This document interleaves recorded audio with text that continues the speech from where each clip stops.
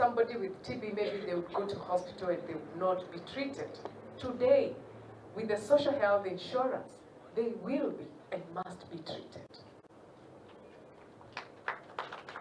We will not be 100% compliant with what you expect. And your expectations might be higher than what we have done. But that is why we are talking about inclusivity. TB is not left behind. It kills.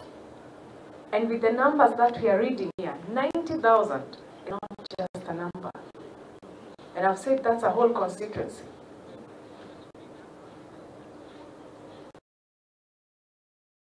The preventive agenda.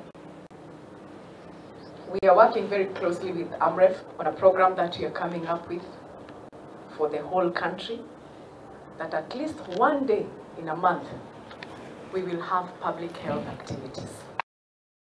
Through collaborative efforts with communities and civil society organizations, we have achieved incredible milestones, including a notable reduction in diseases and fatalities, making Kenya one of the few countries globally to meet the 2020 and 2022 Sustainable Development Targets. For the government in our health facilities, we may require equipping TB screening machines. Maybe that should be at the triage, and it becomes a norm, so that anybody who goes to hospital could maybe be detected in advance, so that we avoid